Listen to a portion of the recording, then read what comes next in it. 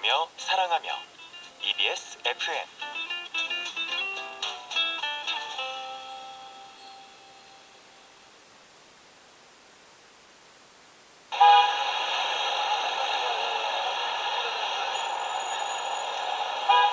윤고은의 EBS 북카페는 방송미디어통신위원회 방송통신발전기금으로 제작합니다.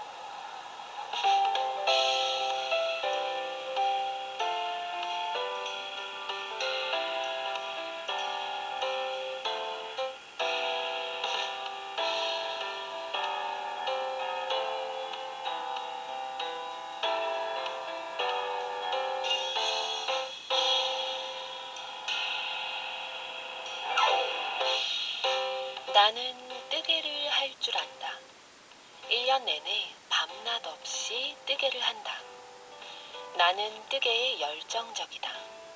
같은 방식으로 같은 것을 2번 뜨는 일은 거의 없다.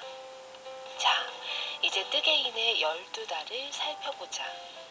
첫 번째는 아란 스웨터다. 춥고 눈 내리는 1월이다. 연휴는 끝났고 성탄 경축 기간도 거의 끝나간다. 완성하기까지 오래 걸리는 사랑스러운 프로젝트를 시작하기에 가장 좋은 때는 언제일까? 나는 표백하지 않은 두꺼운 크림색 울을 잔뜩 갖고 있는데 잘만 뜨면 아란 무늬가 선명하게 나올 것 같다.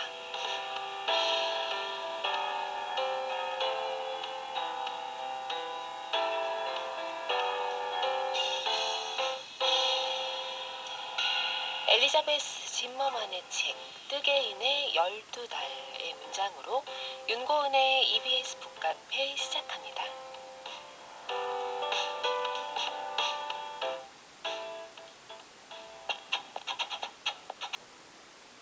윤고은의 EBS 북카페 오늘의 문을 열었습니다. 안녕하세요. 저는 카페지기 윤고은이고요. 오늘 첫 곡으로 윤하가 부른 오르트 구름 들려드렸습니다. 2026년의 첫 생방송입니다. 카페인님들 오늘 어떤 분이 가장 먼저 인사해 주실까 궁금했는데 이렇게 보니까 송태종님이었네요. 이게 또 반디 앱과 우리 샵1045 문자도 같이 있기 때문에 혹시 문자가 더 빠르려나 했는데 반디 앱으로 송태종님이 반짝 힛힛 이렇게 하신 게 올해 첫 생방송의 인사였습니다. 첫 인사였어요. 뭐 의미는 부여하기 나름이죠. 이제 내일도 아마 올해 첫 생방하는 화요일 이러면서 이제 얘기를 할 수도 있을 텐데 카페인님들 연말 잘 보내셨죠? 오늘 문장 카펫 위 스타일에서 펴는 책입니다. 엘리자베스 짐머만이 쓰고 서람이 번역가가 옮긴 책 뜨개인의 12달에 담긴 문장으로 깔아드렸어요. 들으시면서 홍은심님은 겨울은 뜨개뜨기 참 좋은 계절이죠 라고 하셨습니다. 그쵸. 뭔가 시작하기에도 좋은 것 같아요. 완성을 올해의 12월 즈음으로 이렇게 두고 천천히 이렇게 따라가도 되지 않을까 싶습니다. 그런데 진짜 뜨개인들 입장에서는 만약에 스웨터 하나를 지금 이 시점에서 초보자가 시작해서 12월 초 정도에 마무리하는 게 가능한 것인지 어떻게 생각하시는지 궁금해요. 저는 뭐 1년이면 가능하지 않을까 싶은데 실제로 뜨개인 분들의 그 생각이 좀 궁금합니다. 1년은 좀 부족하죠. 아직 더 수련해야 합니다. 하실 수도 있고 아니면 아니죠. 뭐 한 3벌은 뜰 수 있습니다. 하실 수도 있고 의견 주세요. 이채연님 반짝 뜨개인으로서 반가운 이름이네요. 스웨터 하나 드려고 열심히 고민 중입니다. 하셨습니다. 반갑다고 하셨는데 엘리자베스 짐머만은 정말 뜨개인들이라면 많이 알고 계실 그 교본이랄까요? 이것도 많이 내기도 했고 지금 뜨개인의 12달에도 이게 단상도 들어가 있지만 사실 직접 뜨면서 따라할 수 있는 실제적인 이야기들, 실용적인 이야기가 좀 가득 들어가 있거든요. 정경희님 어릴 때 엄마가 털실 김수애기 하셔서 다시 자식들 목도리, 조끼 떠주셨어요. 계속 재활용이 가능한, 재탄생이 가능한 재료였던 거죠. 털실. 이나라님, 뜨개질을 못하는 저는 무엇으로 12달을 보내야 할까요? 바느질이라도 해야 할까요? 그래도 날마다 북카페를 들으면 차곡차곡 책 이야기로 마음의 무늬가 새겨지는 듯해요 하셨습니다. 뜨개질 못하는 사람들 많죠. 뜨개인인 분들도 계시지만 뭐 비뜨개인 이렇게 얘기할 것까지는 아니지만 뜨개질 안 하시는 분들, 못 하시는 분들도 많으실 겁니다. 그런데 제가 오늘 요 문장값을 가지고 온 이유는 바로 이 구절 때문이었어요. 완성하기까지 오래 걸리는 사랑스러운 프로젝트를 시작하기에 가장 좋은 때는 언제일까? 언제라도 좋겠지만 지금 딱 이렇게 정초잖아요. 이때가 완성하기까지 오래 걸리고 막연해 보이는 것에 도전하기에 딱 좋은 때가 아닐까 싶습니다. 카페인님들 지금 보이지 않는 털실을 잔뜩 이렇게 갖고 있다고 생각하시고요. 그걸로 사랑스러운 프로젝트, 어떤 것들 뜨실 예정인지, 이게 꼭 스웨터, 장갑, 목도리가 아니어도 되는 거죠. 계획들 오늘 사연으로 많이 알려주시기 바랍니다. 최연서님, 새해 반짝 습관 쌓기와도 딜을 하시는 고은님 덕분에 주말 내내 생각날 때마다 웃었습니다. 북카페는 제게 행복을 주는 방송입니다 하셨습니다. 네, 우리 금요일 방송 얘기하신 거죠? 저도 들었어요. 본방으로 들었는데 숙성 방송이었기 때문에. 근데 정말 제가 들으면서도 야, 진짜 습관과 담을 쌓고 딜을 하려는 사람이구나 라는 생각이 들었습니다. 뭐 이렇게 땡겼으면 안 돼요? 뭐 이런 거 가지고 계속 얘기했던 거. 그래서 보시고 지금 그 주말 사이에 도착한 문자들 보니까 그 금요일 코너지기 김신지 작가님께 우리 고은님을 잘 부탁드려요 하는 것도 있더라고요. 네, 저도 뭔가 항상 충동이 가장 최고의 에너지다라고 우기는 사람이긴 했습니다만 뜨개질, 이제 뭔가 털실 뭉치가 있다고 생각하고 그걸로 무언가를 잘 떠보도록 하겠습니다. 그리고 새해 첫 이벤트가 되겠죠. 오늘도 우리 카페인님들 따뜻한 문장, 새해 에너지 잔뜩 불어넣어주는 문장 보내주시면 우리 추첨해서 윤고은의 EBS 북카페가 각인되어 있는 북다트 선물로 드립니다. 보내주실 곳은 샵 1045 문자입니다. 50원 100원의 유료 문자 샵 1045로 말머리를 새해라고 할게요. 새해라고 하셔서 선물 받으실 주소, 이름 그리고 따스한 힘이 나는 문장 더하셔서 지금 바로 보내주시죠. 알리샤 키스의 New Day, 저스틴 비버의 Love Yourself까지 두 곡 띄워드릴게요. 윤고은의 EBS 북카페와 함께하고 계십니다. 오늘도 북다트 이벤트 가고 있는데요. 오늘 말머리가 북다트가 아닙니다. 말머리 새해입니다. 말머리는 매일매일 달라지고 있어요. 새해라는 단어가 들어가야 그렇게 해서 문자로 보내주셔야 샵 1045로 보내주셔야 이벤트 신청 가능합니다. 윤보미님이 늘 잘 듣고 있어요. 유익한 방송 감사드립니다 하셨는데요. 네, 늘 잘 듣고 있어요. 이런 말이 가장 좋습니다. 네, 우리 카페인님들이 보내주시는 그 사연 중에서 이게 깔려 있는 거잖아요. 잘 듣고 있어요. 그리고 늘이라는 게 딱 들어가 있을 때 너무 정말 뿌듯해집니다. 2026년에도 좋은 방송 우리 전달하려고 노력하겠습니다. 박선영님은 하하하, 고은님과 제가 비슷한 성향인가요? 저도 충동적 액션으로 실보다 득이 더 많았다고 우기며 살아갑니다. 주말에 충동적으로 움직여 관람한 영화 화양연화 덕분에 감정 풍부한 주말을 보냈어요. 영화 이 잔상이 시도 찾아 읽게 하고 간만에 붓을 들고 캘리그라피도 좋으니까요. 충동은 나의 힘이라고 하셨어요. 그쵸. 저도 충동 좋아해요. 왜냐면 충동은 어쨌거나 무언가를 하고 싶다고 딱 샘솟는 에너지잖아요. 그러니까 그 충동이 너무 뜬금없는 게 나올 확률도 좀 드물고, 그리고 가끔 정말 나답지 않은 충동인데 싶으면 그런 또 새로운 바람이 나에게 필요했던 때일 수도 있는 거거든요. 그러니까 충동을 저도 좀 따라가 본다. 뭐 좋은 의미에서요. 그렇게 생각을 하고 있는데 또 이렇게 선영님도 비슷한 유형이신 것 같습니다. 저 북카페에도 충동적으로 오고 있는 거예요. 지금 한 6년 반 정도 충동적으로 매일매일 습관성으로 오는 게 아니라 매일매일 가고 싶은데? 라는 생각이 들어서 오고 있다는 거. 그러니까 이 우리가 그냥 일상적으로 성실한 습관이라고 생각했던 것들을 어쩜 그게 혹시 습관이었나? 아니 충동이었나? 라고 생각해 보시면 또 재밌어집니다. 이번 주 일간 카페인 주제는 이렇게 정해봤어요. 나의 속도로 살아가기입니다. 2026년 시작된 지 며칠 되지 않았지만 벌써 또 타인의 속도 보면서 좀 조바심 내시는 분들 있을까봐 이렇게 정해봤습니다. 오늘 이야기 바로 만나볼게요.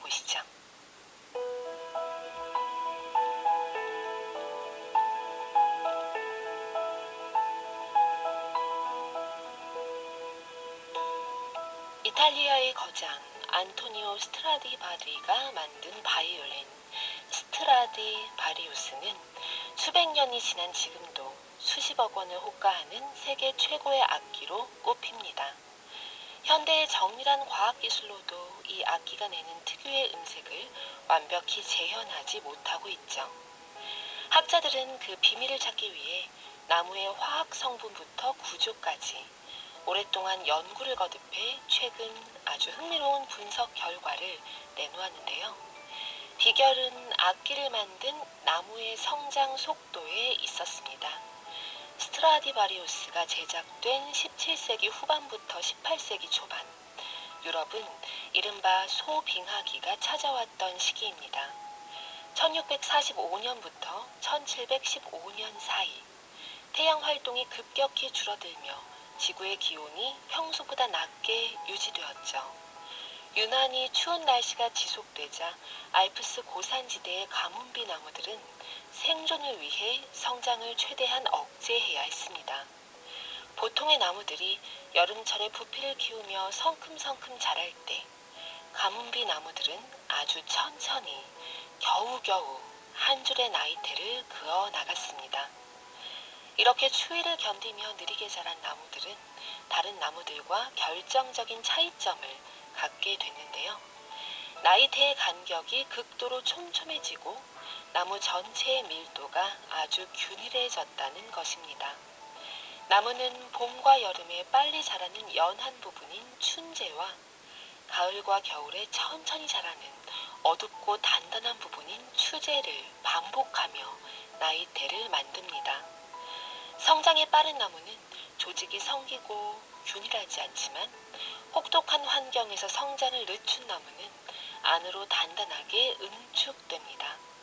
이 균일하고 높은 밀도가 소리의 파동을 왜곡 없이 전달하는 최상의 통로가 되었고 누구도 흉내낼 수 없는 깊고 맑은 음색의 근원이 된 것입니다.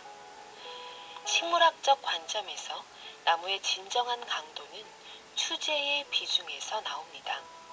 성장이 멈춘 듯 보이는 시기에 안으로 내실을 다지며 가장 단단한 조직을 만들어내는 셈입니다.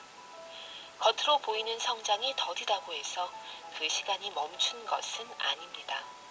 오히려 남들보다 느리게 가는 그 세월이 훗날 어떤 충격에도 쉽게 휘어지지 않고 깊은 울림을 내는 밀도를 채우는 필수적인 과정이 되기도 합니다. 우리는 어떤가요?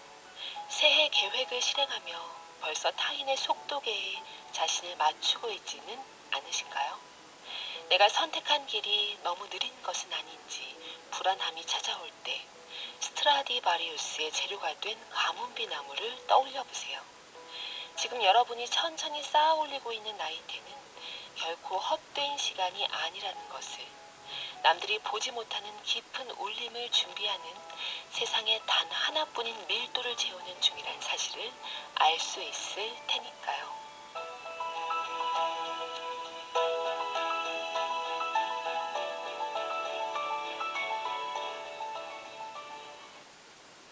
일간 카페인에 이어서 파벨 베르만의 바이올린 연주로 파가니니 24개의 카프리치오 작품 번호 1의 24 A단조 곡 띄워드렸습니다. 오늘 어떠세요? 굉장히 울림이 있죠? 이 가뭄비 나무, 그 지혜를 좀 우리가 좀 배워야 할 것 같습니다.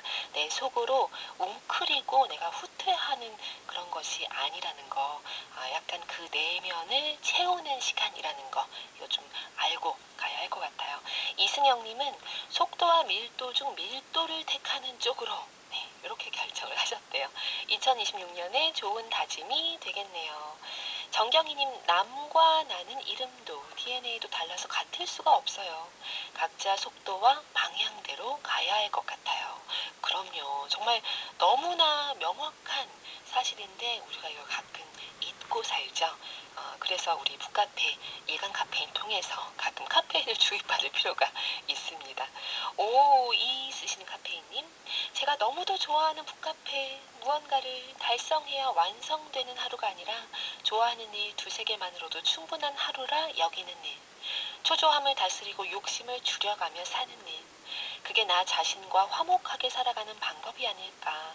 요 문장 인용을 하시면서 제가 좋아하는 점심시간에 윤고은님의 북카페를 애정하며 행복한 시간을 보내는 일, 제게 2026년도에도 계속 됐으면 좋겠습니다. 이렇게 행복하다고 하셨습니다. 감사합니다.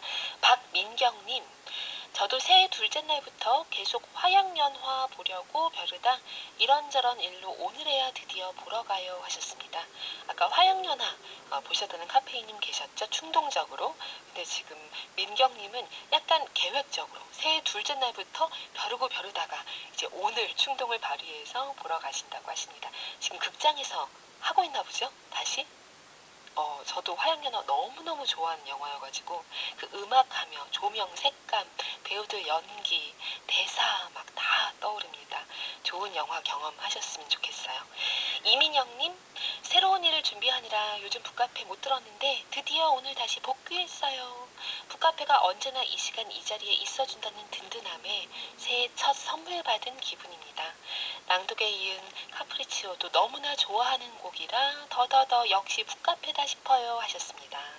네, 우리 1월 1일은 숙성방송으로 새해 첫 날을 함께 이렇게 나눴잖아요. 오늘 이제 생방으로 또 이 새해 첫 느낌을 나눌 수 있어서 너무너무 좋습니다. 그리고 아마 몇 분은 아실 텐데 12월 31일에 북카페 그 반디 앱에 저 들어갔던 거 아세요? 마지막에 제가 인사 이렇게 드리고 많은 카페인 분들과 거기 계신 카페인 분들과 이렇게 인사 좀 하고서 딱 우리 밤 10시가 되면서 우리 방에 딱 이제 닫혔는데 그 기분도 좋더라고요. 새로운 카운트다운 느낌이 좀 나기도 해서 새해에도 끝에 그렇게 시도하고 싶어졌습니다. 아직 너무 먼 날의 계획이긴 하지만 처진 달팽이의 말하는 대로 페퍼톤스의 프레시맨 듣고 이제 소설북클럽 시작할게요.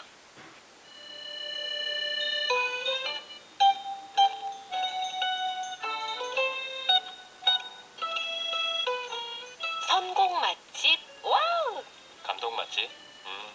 서사 맛집 오, 아 북카페로 지금 가죠? 네. 네, 네.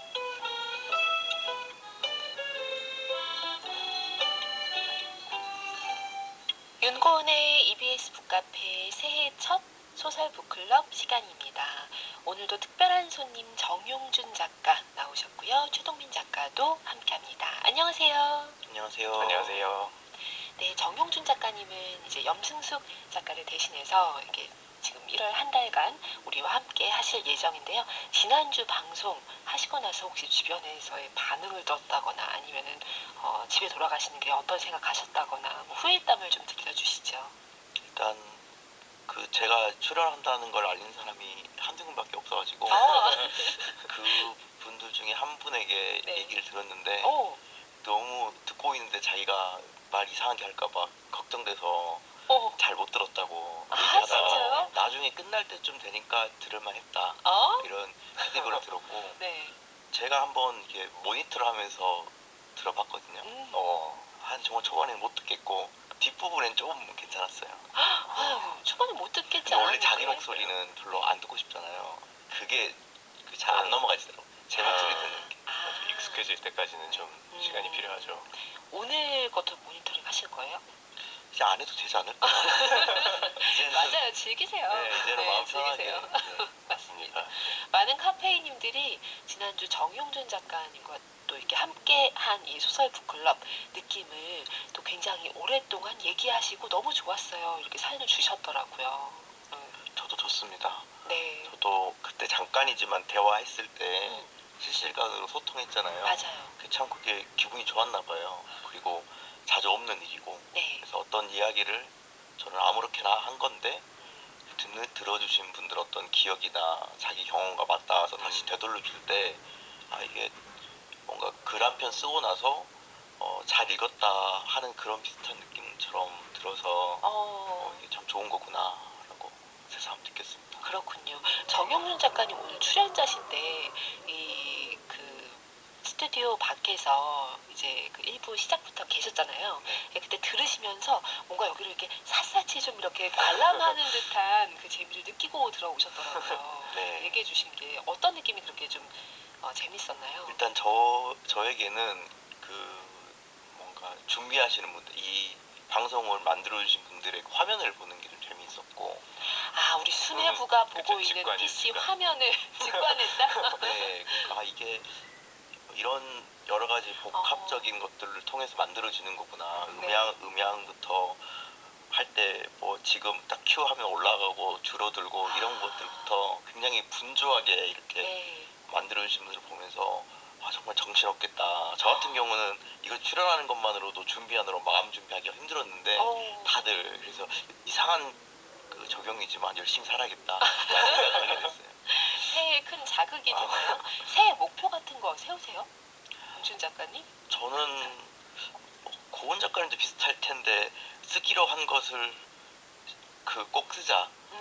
준비로 한 원고를 마감을 꼭 주자. 늦지 말자. 마감을 늦지 말자. 네. 이런 거 하고 어제 밤에는 목욕탕도 다녀오고 오. 그랬어요. 목욕 재개를 와, 하셨군요. 여러 의식을 또 네. 리추얼을 두셨네요. 동민 작가님 새해 목표. 새해 무엇일까요? 목표요. 저는 새해 특별한 목표라기보다는 올해는 좀 부지런해지자가 목표고요. 부지런해지자고요? 작년에 너무 부지런하지 못해가지고 올해는 조금 더 이제 부지런해질 때가 됐다. 약간 그런 느낌이 왔어요. 작년에 엄청 부지런하지 않으셨나요? 아니요. 뭔가 올해까지 부지런하지 않으면 네. 큰일 나겠다라는 어. 스멀스멀한 느낌이 와가지고 네. 올해는 굉장히 분주히 살고자 음. 네 결심을 했고요. 오늘 그 타인의 속도에 별로 그렇게 크게 영향받지 말자라는 네, 제가 썼지만 네, 그걸 쓰셔놓고서 지금 부지런하겠다 나는 그쵸. 더 빨리 가겠다 네, 그거예요? 남들은 그렇게 느리게 이렇게 가게 해놓고 나만 달리겠다. 그게 무슨 또 좋은 목표인데요? 괜찮은데? 네. 그래 우리가 도태되지 않기 네, 위해서 네. 아등바등 할 게 아니라 그래 남들을 느리게 하고 네. 나만 빨리 가자. 그렇죠, 그렇죠. 정말 나 자신을 극복하는데 너무 지쳤고 네. 차라리 극복이 힘들면 다른 사람들을 이렇게 네. 다 잠재우고 나만 그러네. 거룩해져요. 맞아요. 토끼와 거북이처럼. 네, 이렇게 빌런이 돼가는 것 같아요. 근데 아마 귀엽게 느끼실 거예요, 카페인님들. 자, 오늘의 책 용준 작가님이 어떤 거 골라오셨는지 보겠습니다. 네, 오늘 책은 그 최재훈 작가님의 소설집 블러디 메리가 없는 세상이라는 소설집에 있는 첫 번째 단편 소설 사라진 배우들이라고 하는 소설이에요. 네, 이 이야기로 하겠다 지난주에 예고를 드렸는데 아마 미리 읽으신 분도 계실 테고 이제 오늘 방송 듣고 읽으실 분들도 계시겠지만 문학과 지성사에서 펴낸 최재훈 작가의 블러디 메리가 없는 세상 이 책 오늘 2권 우리 카페인 분들께 선물로 드립니다. 제목을 그 말머리를 뭐라고 할까요? 샵 세상으로 할게요. 블러디 메리가 없는 세상이니까 세상. 네. 말머리 세상으로 하셔가지고 책 받으실 주소, 연락처, 사연, 이름 함께 하셔서 보내주시면 오늘 추첨해서 2분께 선물 드립니다. 방송 말미에 발표할게요. 이 작품을 고르신 이유가 궁금합니다. 네, 저는 최재훈 작가님의 소설을 개인적으로 되게 좋아하기도 하지만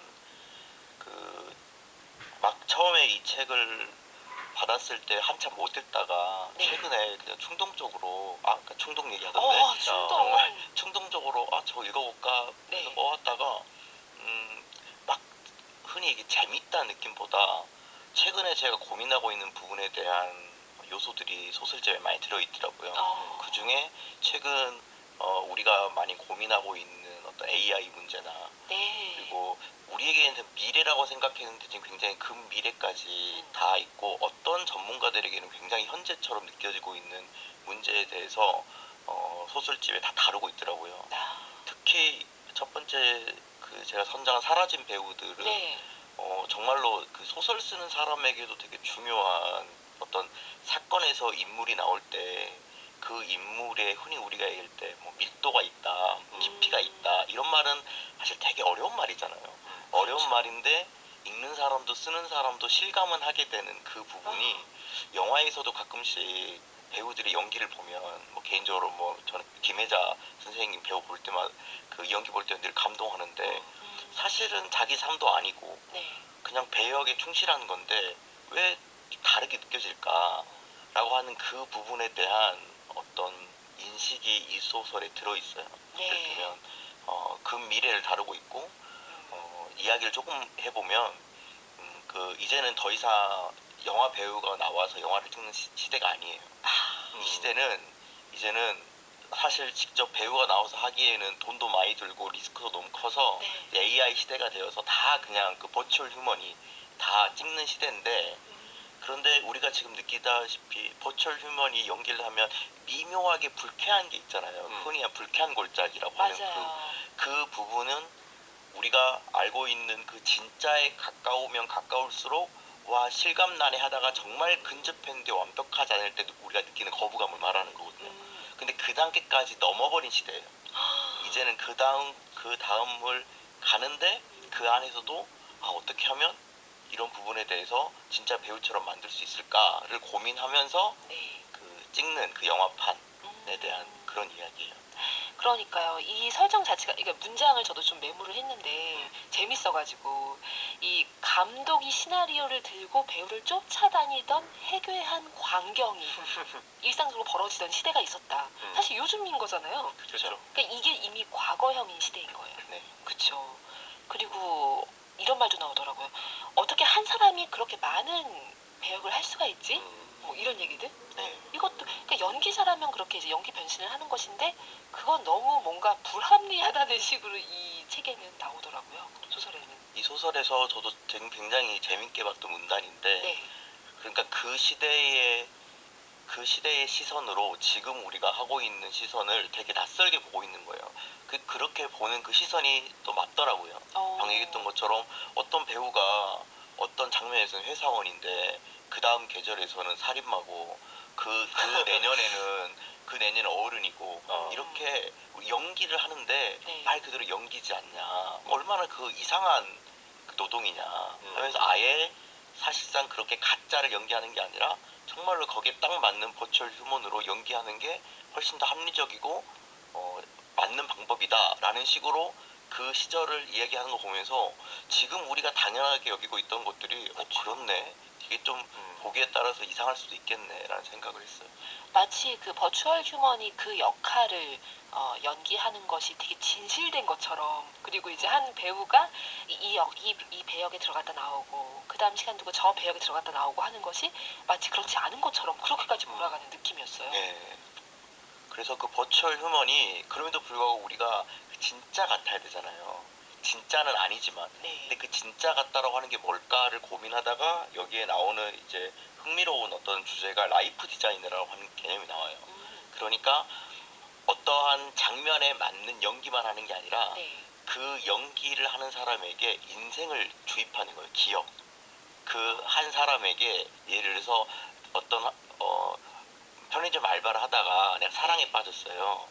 사랑에 빠졌다면 그냥 사랑에 빠졌다는 그 행동만 연기하는 게 아니라 이 사람에게 그동안의 총체적인 기억을 심어주는 거예요. 예전에 어릴 때 누구를 보고 설렜던 거, 누구에게 차였던 거, 누구에게 짝사랑했던 거, 편지했던 것들을 차곡차곡 기억을 심어주면서 네. 그 기억 속에서 무르익게 나오게 만드는, 즉 우리 현재 사람들이 실제로 하고 있는 그것을 네. 이 버추얼 휴먼에게 그거를 뭐라 해야 될까, 딥러닝을 시키는 거예요. 그쵸. 그런 단계까지 나와 있는 배우들이 나오는 지금 시대인 거예요.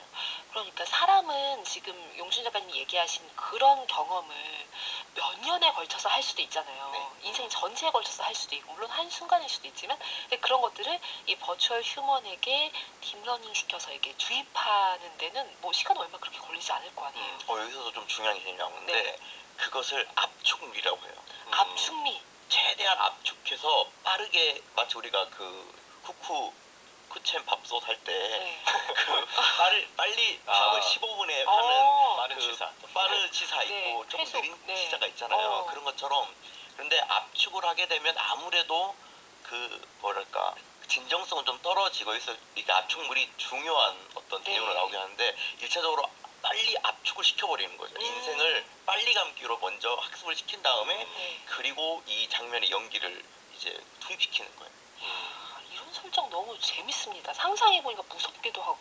예, 무섭기도 하고 지금 우리가 느끼고 있는 부분의 부족한 부분을 맞다, 그런 부분을 만약에 채워진다면 네. 우리가 느끼는 이 위화감이 실제적으로 많이 사라질 수도 있겠다라는 생각도 들어요. 동민 작가님은 어떠셨어요? 근데 이게 뭐 저희가 연기자분들을 볼 때, 좋아하는 네. 배우를 볼 때 즐거운 이유 중 하나는 이 사람이 이런 연기도 하네? 그런 영화를 보다가 또 저 사람이 그쵸? 이런 연기 변신을 했네라는 그 인간미 같은 걸 좀 보는 게 있잖아요. 근데 그런 게 완전 거세된 상태에서 완전 합리성이라든지 제작의 편의성이라든지 이런 거를 더 강조한, 또 완벽함의 관점에서 보면 이쪽이 훨씬 더 완벽할 수 있겠죠. 딥러닝까지 해가지고 네. 그 배우는 아예 그 역할만 하고 없어지거든요. 그러니까 영조 역할 했다가 갑자기 다시 비슷하니까 세종 역할 주지 않고 영조면 그냥 영조 역할 한번 하고 사라져버리는 그런 시스템인 거예요. 그쵸. 실제 인간이 아니니까 그렇게 할 수가 있는 거죠. 그쵸. 온전히 그 배우로만 살다 죽는 거잖아요. 네. 그러니까 제가 근데 좀 뭔가 좀 아쉬울 것 같다고 생각하는 거는 네. 약간 햄릿이면, 예를 들어 햄릿이면 누가 연기한 햄릿 또 누가 연기한 햄릿이 다 느낌이 다르잖아요. 근데 이렇게 딥러닝을 시켜서 햄릿의 전사 같은 건 다 나와 있으니까 네. 그걸 다 딥러닝 시켜서 만들면 누가 만드는 햄릿도 똑같을 것 같다는 생각이 드는 거죠. 그래서 하나의 완벽한 작품이 나올 수는 있지만 네. 그 완벽한 작품을 변주하기는 너무 어려운 시대가 돼버리지 않을까라는 생각도 들면서 어떤 게 그러면 더 관객에게는 좋은 것일까라는 네. 생각도 하게 되고요. 자, 오늘 최재훈 작가의 사라진 배우들이란 단편으로 이야기 나누고 있습니다. 설정이 굉장히 흥미롭죠? 카페인님들 들으시면서 사연으로 이런 근미래에 어떤 일들이 벌어질지 의견 주시기 바랍니다. 케이트 부시의 디퍼 언더스탠딩 들으면서 2부로 건너가시죠.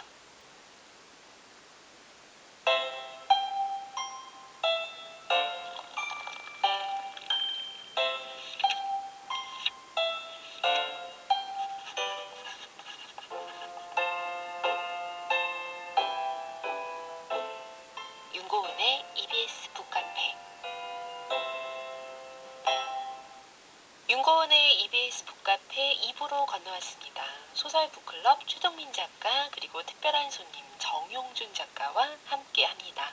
카페인님들 지금 어디서 이 소설 북클럽 방송 듣고 계신지 궁금합니다. 지금 남승민님은 대만에서 듣고 계시대요. 네. 대만에서 듣는 고은님의 목소리는 최고네요. 히히 하셨는데 대만까지 가야 최고인 건 아니죠. 그렇죠. 여기서도 대만에서 듣는 목소리도 목소리도 네. 승민님 대만에 여행 가셨을까요? 방학을 맞아서 가시지 그러니까요. 않았을까요? 정말 좋은 추억 많이 쌓으셨으면 좋겠고요. 박소현님 사연 한번 용준 작가님 읽어주실래요? 네, 오늘 하루 처음으로 들어보는 북카페 이제 매일 들어야겠어요. 너무 좋아요. 음악도 너무 선곡 짱인데요. 너무 감사합니다. 새해 복 많이 받으세요. 네. 자, 오늘부터 1일 이런 느낌인 거죠. 그쵸. 너무가 3번이나 들어갔잖아요. 그러니까요. 네. 진짜 너무 좋은 거죠. 그러니까요. 소연님 자주 사연 보내주시고요. 그 다음도 볼까요? 네, 3482님께서는 AI와 함께 살아가는 세상이 어떻게 펼쳐질지 두렵기도 궁금하기도 합니다. 책을 통해 작가의 상상력으로 미리 생각해 볼 수 있다면 덜 두려울 것 같아요. 예방주사 같은 거죠. 그러네요. 오늘 우리가 얘기하고 있는 소설이 블러디 메리가 없는 세상이라는 소설집 안에 들어가 있는 사라진 배우들이라는 소설입니다. 최재훈 작가 작품이고요. 지금 배우가 연기하는 시대가 인간 배우가 연기하는 시대가 아닌 거예요. 그렇죠? 그 상황에서 이제 버추얼 휴먼이 나왔고 이런 것도 재밌더라고요. 보니까 배우 농장이란 표현이 등장하더라고요. 기억을 이제 이렇게 심어주는 그 일을, 그러니까 배우를 키워가지고, 그렇죠? 버추얼 휴먼을 배우로 키워가지고 이제 그들이 이제 연기를 하게 만드는 거니까 배우 농장이란 표현이 나오는데 이것도 참. 그러니까 재밌을까요? 그렇게 하면 그런 의문이 제일 먼저 드는 게, 지금 저도 옛날 이제 사람이니까 그런 의문이 드는 거일 수도 있을 것 같은데, 여기서는 너무 이 세상에서 너무 당연하게 영화는 그런 거잖아, 배우가 나오면 더 이상한 거잖아 라는 세상인 거잖아요. 그쵸. 지금 익숙하지 않아서 그런 건지, 아니면 진짜 이상할 것 같은데 제 생각에는 그렇게 모르는 배우들이 나와서, 그리고 한 번 쓰이고 버려지는 배우들이 나와서 연기를 하면 진짜 좋을까? 그게 영화 같아 보일까? 아니면 다큐멘터리처럼 보일까? 라는 생각도 하게 되고요. 그러니까 아까 화양연화 오늘 보러 가신다 혹은 며칠 전에 보셨다 하는 분들 많으셨는데, 카페인들 중에 화양연화도 딱 우리가 다시 전 너무 좋아하던 영화는 떠올렸을 때 양조위, 장만옥 이렇게 이제 떠올리는 모습이 있잖아요. 그리고 그 배우들이 영화 밖에서 늙어가는 지금의 모습까지 막 찾아보면서 추억하고 이런 게 있는데 이거 없는 거잖아요. 이 세계에서는. 네, 맞아요. 지금 그래서 사실 이 소설에서 제가 이야기한 것까지만 보면 그 시대는 이제 그런 시대가 될 것이고 음. 그게 혹은 바람직하다 혹은 그렇게 되는 게 맞다라는 소설은 전혀 아니에요. 어. 이 소설도 역시 그런 부분에 대해서 당연히 또 문제 제기가 있고 네. 약간의 회의감도 있고 그래서 제가 생각해도 아까 그 동민 작가님 말씀하셨던 거 이제 너무 동의했는데 어떻게 보면 그런 방식으로 그 배역에 맞는 깊이감 있는 입체감 있는 배우를 그 기억을 심어줬다 하더라도 네. 우리가 느껴지는 그 전형이 강화되는 효과밖에 없을 것 같아요. 사실 창작의 세계에서 우리가 가장 그 창작자들은 훨씬 더 민감할 텐데 전형이라 하는 것이 되게 싫잖아요. 네. 전형적인 느낌. 전형적이다. 그렇죠. 이 전형이라는 느낌이 없으면 우리가 장르나 그걸 만들 수는 없지만 그러니까 우리가 그 원형적인 느낌과 전형적인 느낌은 좀 분리돼야 될 것 같아요. 원형이라고 하는 거는 되게 존중받고 때로는 그 원형적인 인식을 통해서 우리가 반복적인 그 인간성 같은 걸 확인하는 건 참 좋은데 네. 근데 그것이 전형으로 계속 그게 발현됐을 경우에 우리가 느껴지는 어떤 새로움도 없고 봤던 걸 또 보게 되는 그것이 훨씬 더 프로페셔널하게 강화되는 효과가 있을 것 같아요.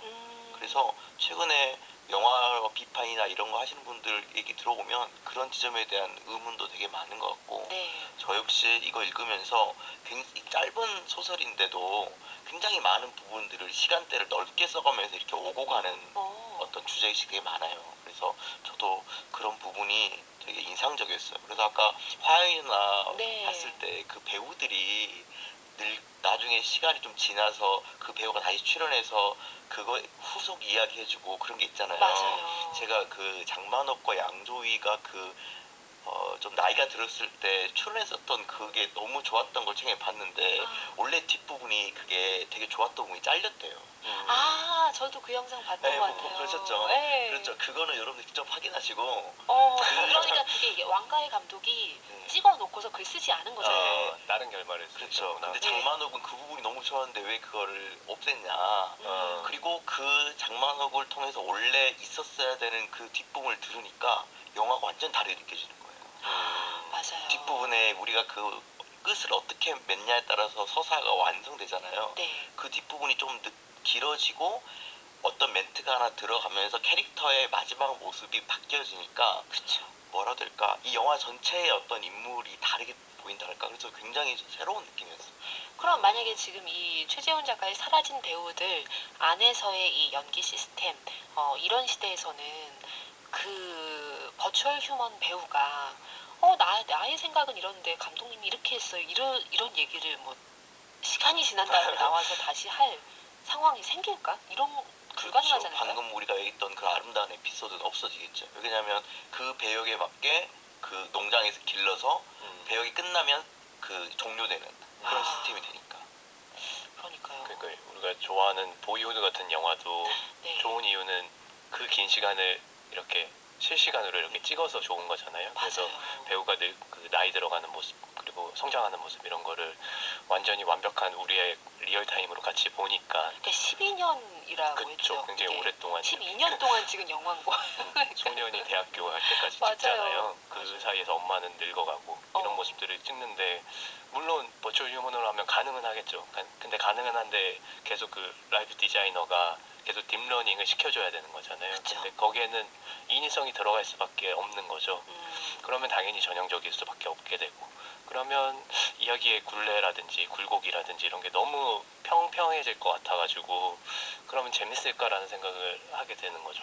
근데 한편 또 반대 방향으로 생각을 해보면 왜 어떤 영화나 드라마 속에 그 연기 그 배역을 너무너무 좋아하는 팬들 입장에서는 그 배우가 뭐 열애설이 터지는 것도 막 너무 조금만 좀 우리 여운에서 지금 깨기도 전에 이게 무슨 일이냐 무슨 그쵸, 봉변이냐 그쵸. 뭐 이럴 정도로 막 항의하기도 하잖아요. 그만큼 맞아. 그 배역에 빠져있는 그 팬들의 입장에서는 사실은 어떻게 보면은 버추얼 휴먼은 그럴 일도 없는 거죠.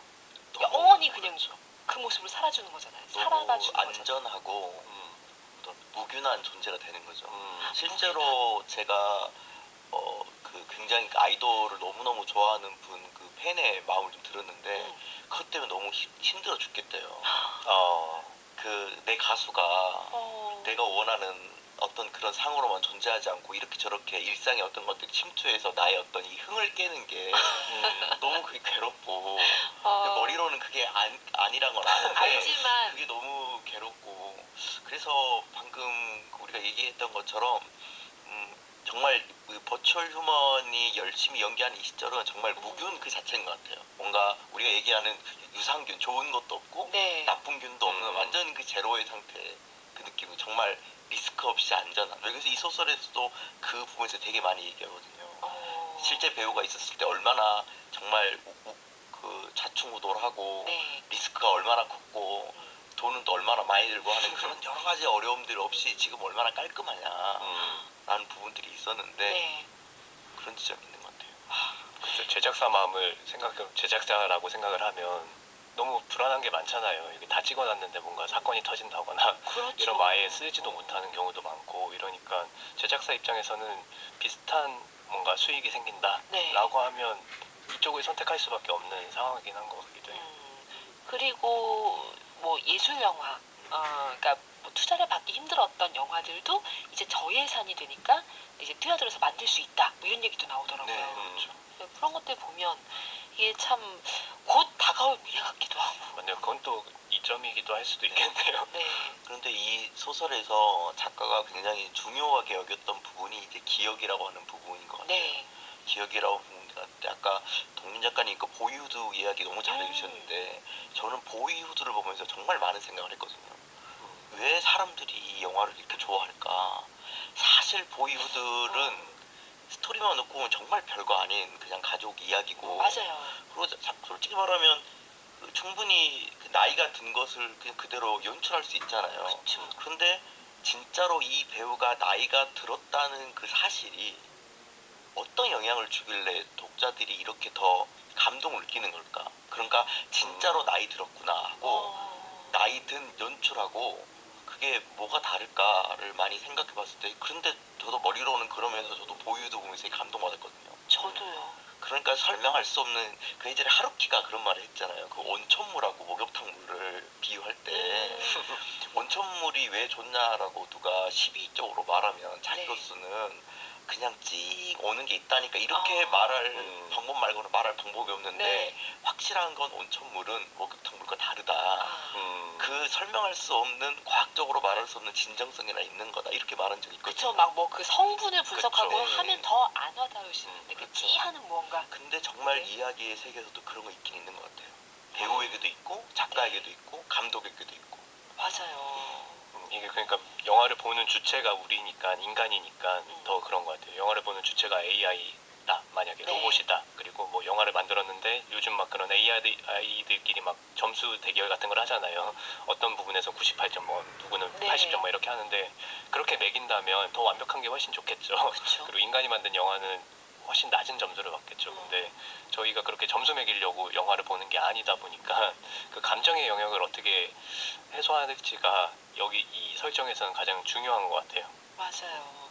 그리고 지금 그 리처드 링클레이터 감독인 거잖아요. 보이후드 또 비포 시리즈도 네. 마찬가지. 그것도 뭐 9년 그쵸. 단위로 이렇게 한 건데, 그러니까 그게 얼마나 무모한 시도인지 알기 때문에 더 존경심이 드는 게 있거든요. 맞아요. 그게 바로 진심의 영역인 거잖아요. 그렇죠. 또 비포 1, 2를 좋아하시는 분들은 4가 나올 때 네. 두려운 마음도 좀 있었잖아요. 아. 나의 에단 오크가 나의 줄리 델피가 네.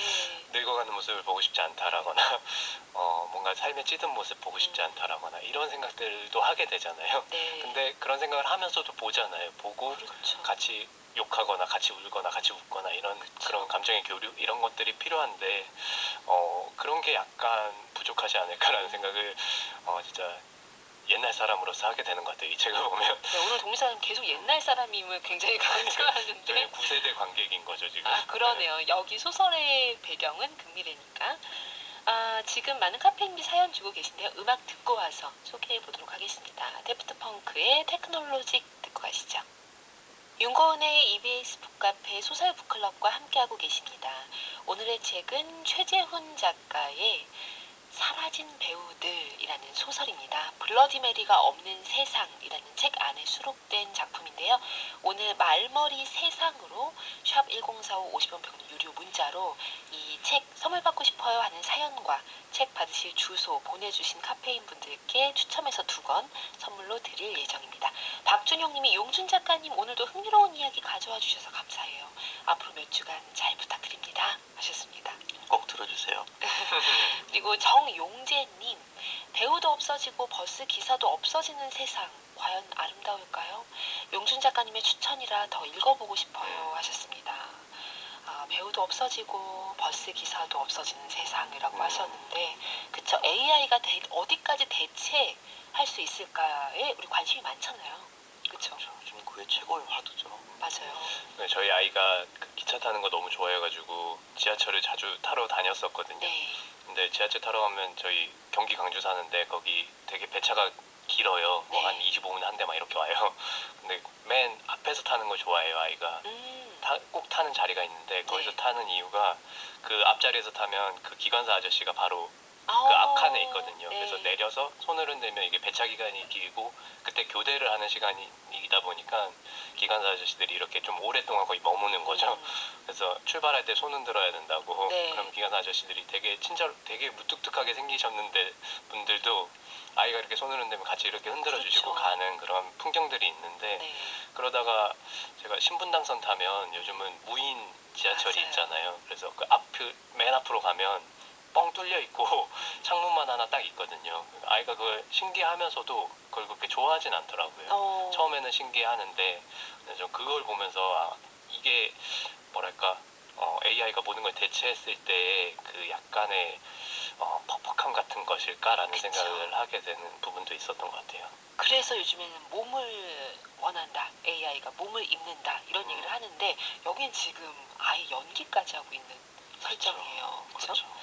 자, 이 이야기 사라진 배우들 안에서 이 주인공은 지금 어떤 입장인 거예요? 주인공 이야기를 끌고 가는 사람? 여기서 끌고 가는 사람은 이제 한수연이라고 하는 네. 전직 배우였고, 전직 배우. 네, 정말 배우였고 이제 지금 라이프 디자이너예요.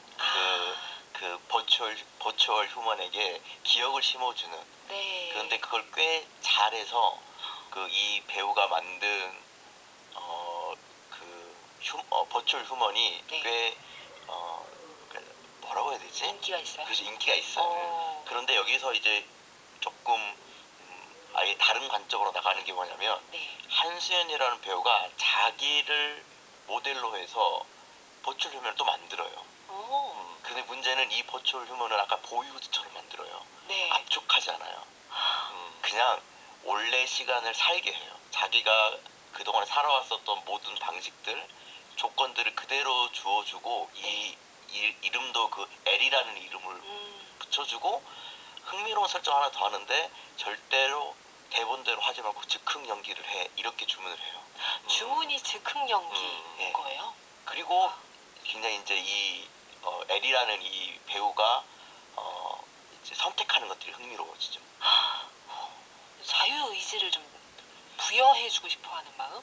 인간을 만든 것 같은 느낌인데요. 그렇죠. 어쩌면 거의 인간에 가깝게 만들고, 행동도 그래서 어떻게 보면 이 배 역할에 충실하고 막 주연이 되고 훌륭한 조연이 되는 것보다 굉장히 그 약간 뭐랄까 깜짝 출연처럼 몰래 그 극을 아무도 모르게 미묘하게 흐트러뜨리는 그런 약간 그 옛날에 그 숨은 그림 찾기처럼 올리를 찾아라처럼 혼자 엉뚱한 행동을 하면서 그 어딘가에 등장한다거나 또 사라져버리고, 이러한 좀 4차원적인 행동을 하는 인물로 나와요. 저는 이게 굉장히 사랑스럽고 되게 흥미로웠어요, 이 소설에서. 와, 근데 그렇게 잠깐 뭔가 좀 이질적인, 혹시 좀 다른 톤으로 그렇게 약간 충동적인 캐릭터인 거잖아요. 어떻게 보자면. 그렇죠. 그쵸. 딱 들어가 있으면 그럼 관객들은 그걸 좀 집중해서 보나요? 어쩌나요? 거의 감지 못하는 걸로 나와요. 그렇죠. 그래서 영화 속 화자인 평론가만 한번 딱 눈치를 챈 다음에 왜 이 사람이 만든 영화에는 항상 이런 좀 엑스트라도 특이한 뭔가 행동을 하는 약간 이질적인 행동을 하는데 되게 사람 같은 그런 사람이 나올까라는 의문을 가지고 한수연하고 이렇게 대화하는 장면도 나오고요. 그러면 엑스트라에게도 자기는 딥러닝을 시켜가지고 그 상황을 어떻게 받아들이는지 이런 걸 해가지고 기존의 영화와는 결이 약간 비슷하게 그런 만드는 장면도 나오긴 하죠. 그러니까 이 배우 농장, 이 라이프 디자인 디자이너로서 만들어내는 그 완벽하고 무균실 같은 세계에 그 일부러 조금 다른 무언가를 집어넣은 느낌이에요. 네, 그러니까 지금 이게 딥러닝을 시켰는데 네. 슬픔에는 슬픔에 가깝게, 뭐 기쁨에는 기쁨에 가깝게 연기를 해야 되잖아요. 그쵸? 근데 기쁨 속에 슬픔이 끼어 있다거나 슬픔 속에 기쁨이 끼어 있는, 옛날 우리 그 인사이드 아웃에서 마지막 장면 네. 핵심 네. 기억 두 개 섞이잖아요. 슬픔이와 기쁨이가. 그런 식의 사실 그게 우리 인간이잖아요. 그렇죠. 인간이 느끼는 그 카타르시스 같은 것을 이 인물들에게 계속 주입하는 거예요. 그래서 눈 밝은 사람에게는 딱 100점짜리로 연기가 아니라 미묘하게 틀어져 있는 그 연기가 눈에 보이고 그게 너무나 인간 같아 보이는 거예요. 그런데 실제로 인간처럼 딥러닝 시켜버린 거죠. 그쯤 되면 다시 그냥 인간이 등장하는 게 낫지 않을까라는. 근데 또 재밌는 설정이 인간이 네. 나와서 찍는 기술이나 네. 장비가 하나도 없어가지고 이제 나오고 싶어도 못 나오는 거죠. 그래서 여기서도 한소연이 마지막 자기가 감독을 해서 자신의 영화를 한 편 찍는데 네. 거기서 자기가 나오고 싶은 거죠. 그래서 마지막 장면에 실사로 나와요, 자기가. 근데 그 장비가 없으니까 수소문해가지고 그걸 찍었던 옛날 감독, 뭐 옛날 촬영 감독 이런 사람들 모셔가지고 겨우겨우 힘들게 찍었다, 뭐 이런 이야기도 나오거든요. 장비가 없고 시스템이 없는 거죠. 이제 그리고 그 촬영을 장면이 제일 튀어요. 이질적이에요. 실제로 찍은 그 장면. 네. 그러니까 촬영 기술도 기술이겠지만 뭔가 기존에 봤던 장면과는 너무 달랐겠죠. 8718 쓰신 카페이님, 세상의 변화에 익숙해져야 하고 새로운 걸 받아들이는 것에 자유로워져야 한다는 거, 이 강박에 살짝 시달리게 되는 요즘이에요. 뒤처지기 싫어서 AI 수업 찾아 듣고 있는데 자발적인 것이 아니다 보니 이게 맞나 싶은 생각이 종종 들어요. 뒤처지기 싫어서 AI 수업 듣는다라고 하시는 분들 많으시죠. 많으신 것 근데 같아요. 전 이렇게 두려워할 게 없다는 생각도 드는 게 네. 이게 AI 기술이 어쨌든 아직은 초창기인 거잖아요. 그렇죠. 근데 모든 기술이 초창기 땐 배우기 어렵더라고요. 제가 예전에 뭐 팟캐스트 방송이나 이런 거 만들 때도 옛날에는 너무 어려웠거든요. 하는 거 자체가, 녹음하고 이런 거 자체가 너무 어려웠는데 요즘은 기술이 발전하다 보니까 그냥 집에서 아무 방음 장치 없이 마이크 하나만, 지금 나온 거 그냥 대중적인 거 하나만 있어도 충분히 방송을 만들고 올리기도 쉽고 이렇게 되더라고요. 그래서 너무 이렇게 처음부터 이거 따라가야지라고 하고 너무 애쓰실 필요는 없으실 것 같고, 어느 정도 무르익으면 자연스럽게 내가 배우기도 그 접점이 생기는 것 같아요. 적당한 선이 생길 때 그때 도전하셔도 나쁘지 않을 것 같아요. 그렇죠. 7297 쓰신 카페이님, 안녕하세요. 라디오 잘 듣고 있습니다. 저는 현재 임신으로 인해 휴직 중인 연극 배우입니다. 흥미롭습니다. 오늘 얘기 어떻게 듣고 계실지. 올해 예정되어 있던 작품들 다 하차하고 퇴근에 전념하는 중입니다. 5개월 차에 접어들어 지금 제천에서 울산으로 병원 가는 길인데 너무나 흥미로운 줄거리의 소설이 있다고 해서 정말 궁금하고 꼭 읽어보고 싶네요. 남편도 연극 배우인데 같이 읽으면 너무나 흥미롭고 재밌을 것 같습니다 하셨습니다. 주소 보내주세요. 주소가 지금 빠진 것 같습니다. 주소를 보내주셔야 저희가 책, 그 선물 드릴 수 있고 이벤트 신청이 가능한 거니까요. 7297 쓰시는 카페이님 꼭 주소 더하셔서 보내주시기 바랍니다. 이 두 분 다 연극 배우신데 또 연극 배우랑 영화 배우 또 느낌 다르잖아요. 연극 배우는 진짜 더 밀착된 느낌인데 오늘 얘기 어떻게 듣고 계실지 궁금합니다. 음악을 듣고 와서 이야기 조금 더 나눠볼게요. 슈라즈 레인의 페이크 퍼펙션 들려드릴게요.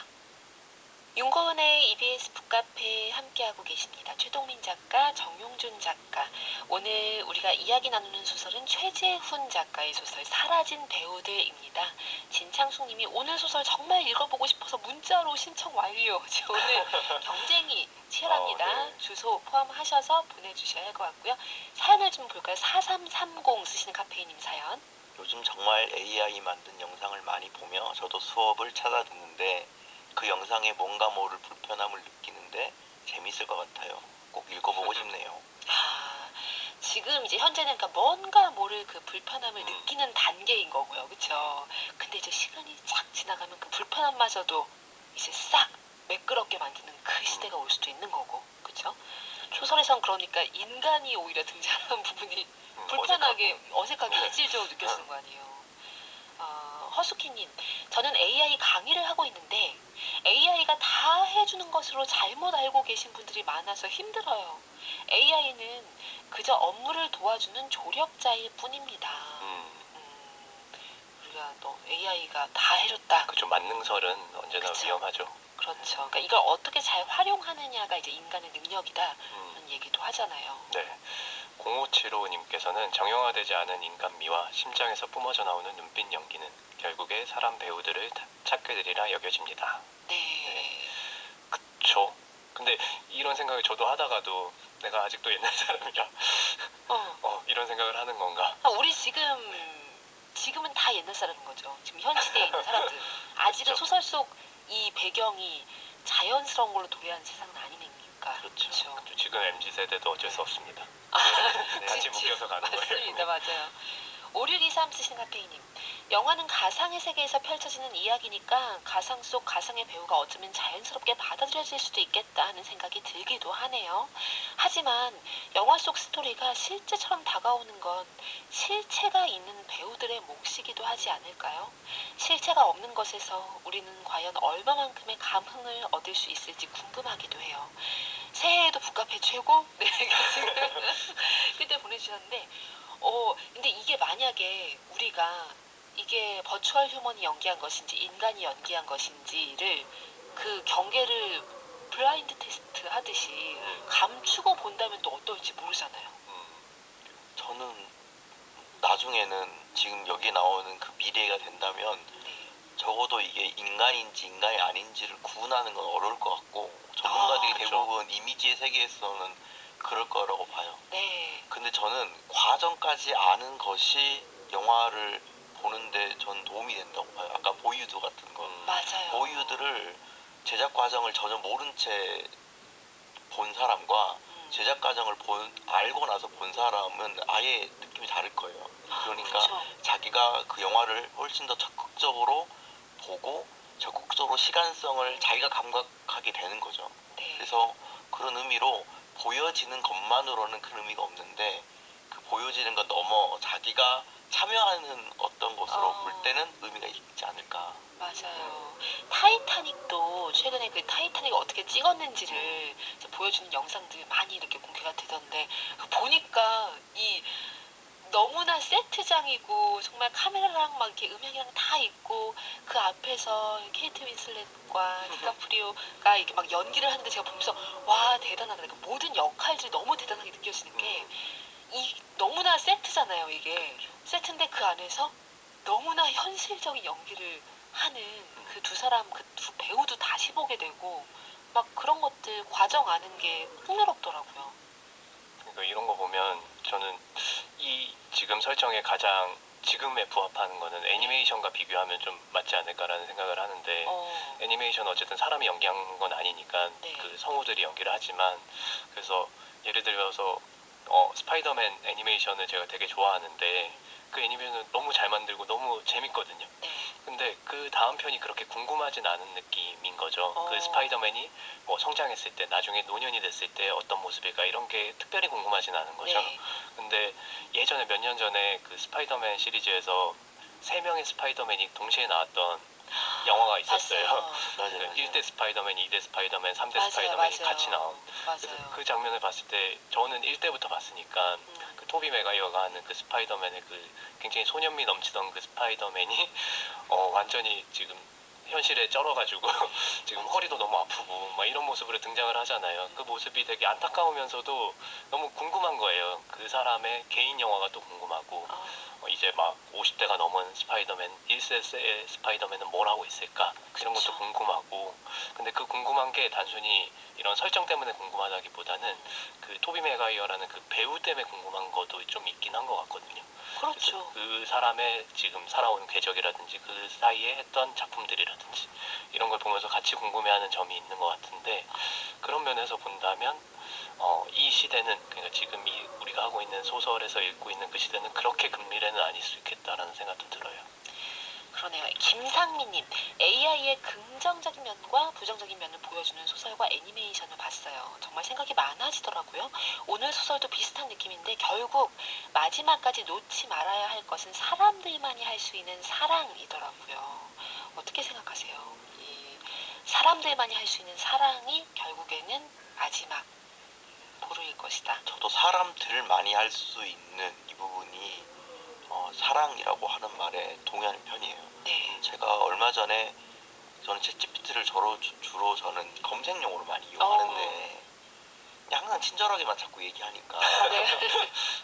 굳이 친절하게 할 필요 없이 그냥 조금 단호하게 좀 말해줘라고 얘기했어요. 그러니까 되게 단호하게 말하더라고요. 네. 그러면서 갑자기 제 문득 드러난 게 혹시 챗GPT가 먼저 사람에게 말을 걸 수도 있어? 라고 물어봤거든요. 그게 금지되어 있대요. 그러니까 내가 너를 계속 이용하지 않으면 자체적으로 먼저 노크를 한다거나 그게 금지되어 있대요. 네. 그래서 아니면 사람 같으니까 말을 걸고 싶은 마음이라도 있어? 라고 물어봤는데 되게 어렵대요, 그 질문이. 그러니까 저는 인간만이 할 수 있는 그 욕망이 그 말하기의 욕망인 것 같아요. 대답하기의 욕망보다 내가 말하고 싶어하는 욕망. 말하기의 욕망. 말하고 싶어하는 욕망은 약간 그것이 좀 사랑과 가깝기도 하는 것 같고 우리가 편한 사람 좋아하는 사람 앞에서 가장 먼저 달라지는 게 말의 양과 뉘앙스잖아요. 그렇죠. 많아지잖아요. 편한 그게 사이에서. 사람만이 할 수 있지 않을까라는 생각도 들어요. 그러네요. 충동이란 것도 사람만이 가질 수 있는 거겠죠? 우리 오늘 앞서 잠깐 얘기했었던 충동. 그건 그렇죠. 왜 그러냐면 지금까지 AI에게 금지되었거나 혹은 없다라고 하는 거는 욕망이니까. 네. 욕망의 실현이 인간으로 하면 욕망의 실현이 약간 약간 잘못된 오류처럼 발현되기도 하지만 그렇죠. AI에게서 말 그대로 욕망 자체가 있을까라고 하는 거 볼 때 인간을 인간답게 만들어주는 거 가장 불완전하게 만든 요소가 충동은 확실한 것 같아요. 자, 최승명 님이 그럼 AI가 해주는 위로와 지지에 감동받고 힘내는 저는 이상한 사람인가요? 마음에서 우러나지 않은 가짜 위로지만 저는 감동받는데 하셨습니다. 이럴 수 있죠. 최근에 우리 북카페에 오셨던 과가람 작가의 책도 나의 다정한 AI, 그 AI와 함께 계속 얘기를 한 걸로 이제 지나왔던 시간을 묶으신 거잖아요. 아마 보시면 굉장히 많이 공감하실 것 같기도 하고요, 승명님. 그러니까 결국 인간이 무엇을 원하는가라고 하는 것에 도달하게 되는 것 같아요. 우리 인간에 대한 질문. 맞아요. 근데 가짜 위로는 아닌 것 같아요. 왜냐면 AI가 최선을 다해서 도달하려고 하는 게 인간이기 때문에 그쵸. 인간이 할 수 있는 가장 좋은 위로와 좋은 말들 혹은 그냥 껍데기 있는 말 말고 진짜 우리가 해줘야 되는 말들을 학습받아서 해주는 말이잖아요. 그쵸. 다만 제가 말하기 욕망이 없다는 건 우리가 가까운 사람이 말 없이 가만히 침묵 속에 있는데 먼저 말 거는 그 느낌을 말하는 거예요. 그렇죠. 먼저 말 거는 게 AI는 금지돼 우리의 있으니까. 안색이나 우리의 기색을 살피는 존재는 아니니까 맞아요. 우리가 요구하지 않고 우리가 말 걸면 친절하게 답해주겠지만 먼저 나에게 말 걸는 존재는 아닐 거라는 거죠. 그래서 저는 AI가 해주는 위로는 실제로 이 위로를 많이 받는 사람들이 많이 있고 대부분의 지금 사용자들은 여기에 많이 활용하고 있다 하더라고요. 대화도 많이 하는 거고요. 그렇죠. 자, 오늘의 책 최재훈 작가의 소설집 블러디메리가 없는 세상이 수록된 사라진 배우들입니다. 지금 책 너무너무 받고 싶어요 하시는 분들 많으신데 이 소설집 전체에 좀 재미난 얘기들이 또 많이 들어있을 것 같아요. 사라진 배우들 말고도. 이 소설 전체가 이런 것처럼 근미래에 대한 상상력으로 이루어져 있어요. 상상력으로 이루어져 있어서 그냥 작가님이 아예 그 부분을 생각하고 다 그 편편히 쓰셨다 하더라고요. 그래서 여러 가지 생각할 거리를 많이 또 던져주는 소설이기도 하겠네요. 약간 철학적인 생각도 할 수 있고 약간 최근에 우리가 느끼고 있는 느낌은 충분한데 이걸 뭐라고 말해야 될지 모르겠는 부분에 대해서 이런 식으로 생각을 할 수 있겠구나 약간 인식이 생산된달까 그런 게 있을 것 같아요. 그렇군요. 그러면 이제 음악을 듣고 맥동민 작가의 출구 상점으로 가볼게요. 원 리퍼블릭의 시크릿 들려드릴게요.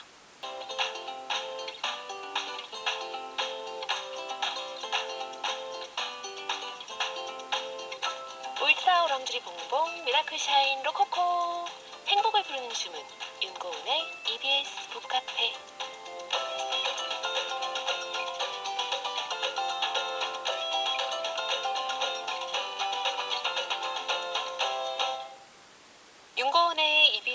기자와 함께하고 계십니다. 이제 맥동민 작가의 출구 상점으로 가볼게요. 오늘 최재훈 작가의 소설 사라진 배우들 보고 무엇을 떠올리셨나요? 네, 오늘은 이 사라진 배우들 금미래지만 진짜 이런 세계가 올까라는 생각을 하게 되잖아요. 보통. 맞아요. 그래서 그런 세계가 만약에 오게 된다면 그리고 만약 그런 배우들이 있다면 어떤 느낌일까라는 것을 약간 가상 체험할 수 있을 만한 그런 영화를 한 편 준비했습니다. 영화? 네, 영화를 준비했고 아리 폴만 감독의 영화고요. 더 콩그레스라는 네. 제목의 영화입니다. 더 콩그레스. 네, 이 영화는 굉장히 독특한 설정으로 시작을 하는데 주인공이 실제 배우인 네. 로빈 라이트라는 여배우가 등장을 합니다. 근데 영화 속에서 이 배우는 지금 중견을 넘어서 약간 나이 들고 있는 그런 상태고 그런 여배우 본인의 자신의 모습 그대로 등장을 하게 되는데요. 어느 날 그 대형 영화사에서 어떤 계약을 준비하게 되는 거예요. 근데 계약의 내용이 어떤 뭐 영화에 출연해달라 이런 게 아니라 당신의 몸과 그리고 얼굴과 표정과 목소리 이런 걸 전부 컴퓨터로 스캔을 해서 데이터를 팔라는 계약을 하는 거예요. 데이터를 팔고 그러면 엄청난 거금을 주겠다라고 하는 거죠. 근데 여기 계약에는 또 다른 조건이 붙는데 앞으로 영원히 영화에 출연하면 안 돼. 앞으로 방송도 하면 안 돼. 영화에도 나오면 안 되고 어떤 대중매체에 등장해서는 안 돼. 라는 조건을 붙이는 거예요. 이게 좀 상황은 다르지만 만약에 정용준 작가님 지금까지 용준 작가님이 쓴 소설과 모든 거를 앞으로의 가능성까지 모두가 다 메모, 수첩 이런 거 전부 다 거액을 주고 사겠다. 그럼 다시는 그쵸. 쓸 소설도 수 안 없다. 돼. 에세이도 안 돼. 네, 뭐 이제 펜을 잡지 마라 막 이렇게 네. 이제 나온다. 어떻게 하실 거예요? 그냥 제가 쓰는 걸 선택할 것 같은데. 아니 근데 너무 그럴 것 같긴 해요. 저는 금액을 일단 좀 보고 어느 정도의 거액인지 한번 보고 어느 정도인지 일론 네. 머스크급이다 이러면은. 그러면 뭐 동민 작가님 네. 우리는 서로의 첫 번째 그러면 안 되잖아요. 이미 냈으니까 냈으니까. 네. 네, 그걸로 만족하겠습니다. 근데 잔인하네요. 이게 사실 그러니까 지금 제가 용준 작가님과 동민 작가님께도 여쭤봤지만 이게 작가가 글을 그쵸. 앞으로 미래형으로 계속 못 쓴다. 그리고 이제 배우가 연기를 이렇게 못한다. 이게 너무 잔인한. 고은 작가님 어떻게 할 것 같아요? 못 팔죠 저는. 역시 저는 못 팔아요. 역시 대작가님. 그쵸. 대작가 두 분은 안 파시고 아니 전 동민 작가님의 근데 그 선택이 궁금해요. 근데 일론 머스크 너무 크게 던진 것 같기도 하고. 저도 금액을 일론 머스크. 일론 머스크는 너무 크긴 하네요. 그 정도 급이면 금액이면. 근데 이 영화에서 재밌는 점은 이 계약을 하는 이유가 있을 거 아니에요. 네. 근데 로빈 라이트가 어쨌든 나이도 많이 먹고 이러다 보니까 새로 뭔가 주인공으로 영화를 하기 어려운 그런 상황이 돼버린 거죠. 그러니까 만약에 내가 지금 전성기야 라고 한다면 이런 계약이 들어온다고 해도 안 할 가능성이 높겠죠. 그렇죠. 네, 근데 만약에 이제 앞으로의 내 미래가 뭐 직업적 미래가 전망이 별로 없어. 그리고 영화도 별로 못 찍을 것 같아. 그런데 또 아름다웠던 나의 과거의 그런 시대가 있으니까 그 시대를 영원히 간직할 수 있고 그 시대로 새로운 영화가 계속 나와 라고 한다면 좀 혹할 수 있는 제안이 아닐까 싶기도 해요. 그러네요. 이 작가와 감독이 잔인하네요. 고민하게끔 또 설정을 했네. 근데 또 창작자들은 내 전성기가 지났다는 생각을 절대 받아들일 수 없잖아요. 기본적으로 아무리 주변에서 지났다 해도 나는 아직 지나지 않았는데 나는 아직 할 수 있는 게 훨씬 많은데 이런 생각을 하기 때문에 굉장한 번민에 빠질 수밖에 없는 그런 제안을 받게 되는 거죠. 그런데 영화에서 이 로빈 라이트는 결국 계약의 제안을 받게 됩니다. 네. 그래서 자신의 데이터를 모두 팔게 되는 거죠. 근데 이 영화가 재밌는 점은 이 계약을 팔기 이전에는 실사 영화예요. 네. 실사 영화로 등장을 하는데 이 계약을 하고 난 다음부터는 애니메이션으로 바뀝니다. 이게 마치 저희가 같이 읽었던 최재훈 작가님의 소설처럼 뭔가 완전히 영화에 만드는 방식이 바뀌는 것처럼 네. 그런 걸 지금에 만든다면 AI로 진짜 만들 수도 있을 것 같은데 이 영화가 나올 당시에는 그 정도 기술은 없었기 때문에 애니메이션이라는 약간 실사 영화와 가장 다른 장르를 가져온 것 같아요. 네. 그래서 애니메이션으로 진행이 되면서 애니메이션 속 로빈 라이트는 굉장히 아름답고 그런 모습들을 계속 유지하는 채 영화가 만들어지게 되는 거죠. 그래서 이 영화는 이 설정이라든지 이 변환 과정이라든지 아니면 촬영 방식이라든지 이런 게 굉장히 좀 독특하고 우리가 읽었던 사라진 배우들과 같이 보면 굉장히 겹쳐있는 부분들이 많은 것 같아서 같이 보시면 너무 좋을 것 같은 그런 영화이기도 합니다. 그러네요. 어떨까요? 기분이. 그쵸? 내가 나의 모든 데이터를 팔고 그것으로 해서 이제 그쵸? 애니메이션이 이렇게 화사하게 만들어지고 그걸 보는 관객으로 봐야 되는 거잖아요. 이제. 그쵸. 근데 아까 그 질문이 네. 저는 한참 제가 쓸 수 있다는 지금 들었기 때문에 고민 없이 답할 수 있었는데 네. 나 스스로가 전성기가 지났고 그쵸.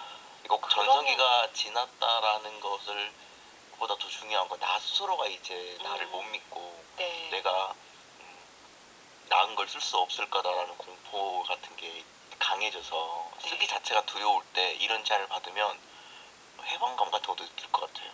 나는 이제 안 써도 되는 합리적인 이유가 생겼다. 이게 조금 다른 문제인데 그래서 이게 전성기가 지난 창작자들이나 예술가에게는 굉장히 그 어려운 질문이 될 수도 있을 것 같아요. 그쵸.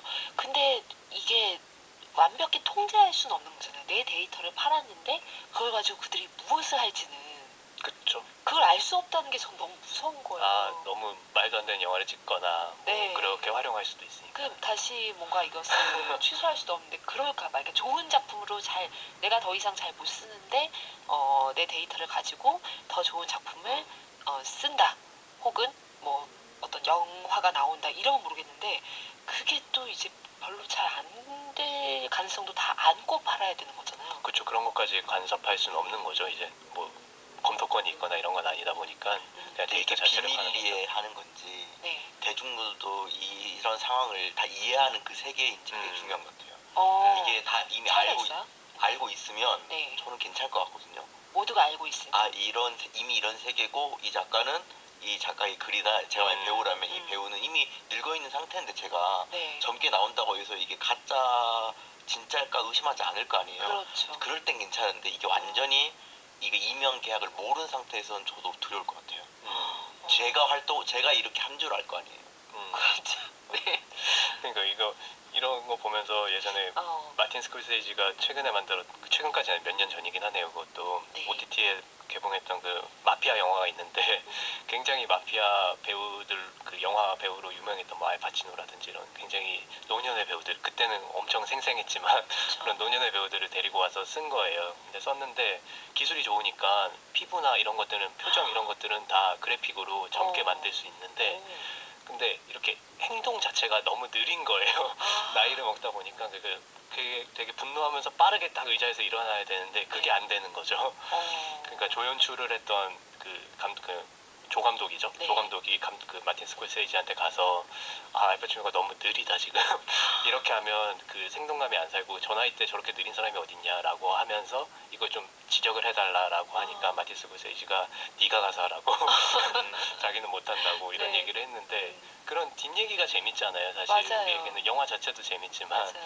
그렇게 기술적으로 커버할 수 있는 뭐 분장이라든지 이런 건 커버하더라도 그런 행동은 못한다라고 했을 때 어떤 그러면 그 해결책을 낼 것인가, 네. 대역을 쓸 것인가, 아니면 그 장면을 뺄 것인가, 아니면 또 다른 방식으로 분노를 표현할 것인가, 그렇죠. 이런 것들에 대한 또 고민이 창작자들의 고민 중에 하나가 되지 않을까 싶은데 그런 것들을 너무 거세하고 네. 너무 만들기만 편하게 그리고 완벽하게만 만드는 건 오히려 보는 사람의 입장에서는 재미없을 수 있다라는 생각도 해보게 되죠. 자, 오늘 또 우리가 이렇게 지금 배우가 등장하는 이야기를 하다 보니까 또 많이 속보들 보시고 카페인 분들님 사연으로 안성기 배우님 애도하는 문자들 많이 보내주고 계시거든요. 네. 오늘 뭔가 이렇게 또 얘기를 하던 중에 이 소식을 들으니까 한 배우가 이렇게 연기를 평생 하고 그리고 이 사람들을 만나고 대중과 호흡하면서 살아간다는 게 어떤 의미였는가까지 막 생각을 더 하게 돼요. 그렇죠. 거의 100편이 넘는 영화에 나오셨다고 하는데 네. 그러면 이 뭔가 AI의 세상에서 봤을 때는 한 사람이 어떻게 100개 인물을 연기해? 그건 말이 안 되잖아라고 말을 하겠지만 우리가 본 그 표본이 있잖아요. 지금 그쵸. 안성기 배우님처럼 이런 사람이 있는데 왜 말이 안 된다고 생각을 할까? 그런 것도 토론해볼 문제이기도 한 것 같아요. 맞아요. 이 더 콩그레스까지 함께 보면 더 이야기가 확장이 되겠네요. 네, 그렇습니다. 고민할 만한 것들이 어떠세요? 이 더 콩그레스를 연결시킨 오늘 출구상점. 너무 좋았어요. 너무 좋았고 저도 안 봤는데 이 특히 뒷부분에 애니메이션으로 바뀐다는 부분이 너무 흥미로워요. 그쵸. 흥미로워서 아까 그 소설에서 그 작가가 고민했던 지점하고 또 이 부분은 좀 다른 지점이면서도 좀 연결이 강하게 있는 것 같아서 아주 적절하다고 생각해요. 맞아요. 사실 이 부분 좀 얘기하고 싶었어요. 근데 기다리고 있었어요. 네. 그 작가님께서 이 말씀 해주시기까지. 아. 저도 비슷한 이 화두로 느낌을. 이야기하고 네.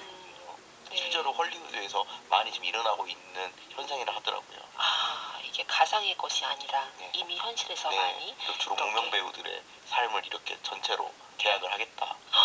그래서 지금 그게 좀 문제라고 들었어요. 네, 우리 현실을 정말 돌아보게 그러니까요. 되는 오늘 이야기였던 것 같습니다. 우리 다음 주에는 어떤 책으로 이야기 나눌까요? 김숨 작가님의 그 무지개 눈이라고 하는 소설집에 마지막에 실려있는 무지개 눈 네. 가지고 가겠습니다. 김숨 작가의 소설집 무지개 눈의 이 표제작 무지개 눈 읽어주시면 되겠습니다. 네, 오늘 블러디 메리가 없는 세상 최재훈 작가 소설집 선물로 받으실 분 두 분 발표할게요. 3482 쓰시는 카페이님, 7297 쓰시는 카페이님 두 분이고요. 그리고 북다트 선물 받으실 분은 0720 쓰시는 카페이님입니다. 이렇게 메시지를 보내주셨는데 이 메시지 용춘 작가님 읽어주실래요? 새해 2026년 올해도 잘 부탁드립니다. 항상 즐거운 일로 반짝반짝 빛나세요. 정말 이랬으면 좋겠습니다. 네. 네. 오늘도 두 분과 함께한 시간 좋았습니다. 다음 주에 다시 뵐게요. 감사합니다. 감사합니다. 감사합니다. 라디오헤드의 페이크 플라스틱 트리스 들려드리면서 오늘 마무리하겠습니다. 카페인님들 오늘도 고운 하루